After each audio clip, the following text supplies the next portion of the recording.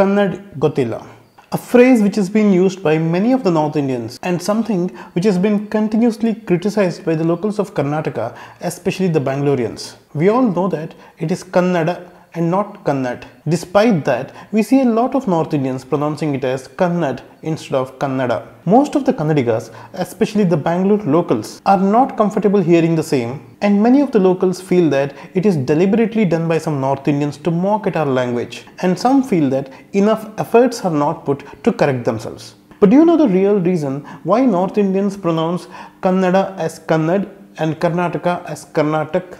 The secret lies in the way North Indians or South Indians treat the Indian alphabets. Like how we have English alphabets A, B, C, D, Hindi, Kannada and many other Indian languages have their own alphabetical system called Varnamala or Varnamale. So let us focus on the first two alphabets of this Varnamala, A and A. The first one, A, is the Alpaprana and the second one, A, is the Mahaprana. The treatment of Mahaprana, which is A, is same in both North Indians and South Indians. But the way Alpaprana is treated, which is A, is completely different. When there is Alpaprana at the end of any word, we South Indians explicitly pronounce the Alpaprana.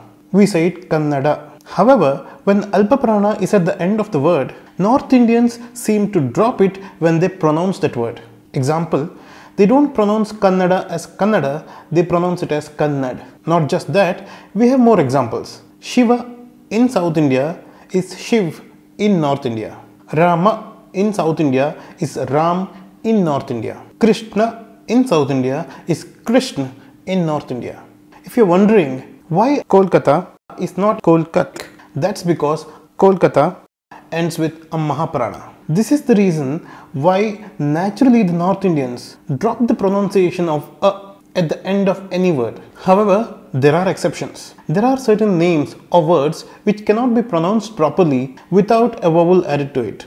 In these cases, both North Indians and South Indians pronounce the name in a similar manner. Mandya cannot be pronounced properly without A added to it.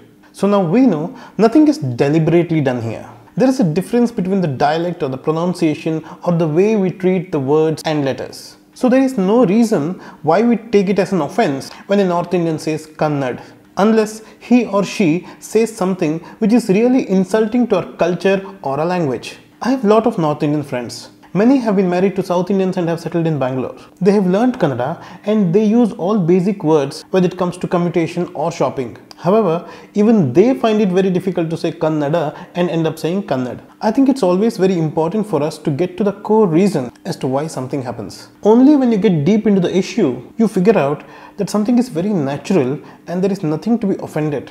We in Kannada say Kashmira. However, the actual name is Kashmir. So if we go to Kashmir and if we appreciate the place, and while appreciating, if we use the word Kashmira, it doesn't make logical sense for a Kashmiri to take it as an offense. Also, I would always recommend that the people who come from outside and relocate in a particular city, it's always nice if you learn some basic words and try to communicate with the local people. It definitely brings a smile on their face. Believe it or not, knowingly or unknowingly, you will be representing an entire community in that moment. Even an attempt to use a few words, whether right or wrong, will be appreciated. We as locals should understand the fact that people are different. Some people enjoy learning new languages and some people are not bothered. There is no use of forcing someone to speak in our language. We can always hope that there is mutual respect among us. Thank you so much for watching.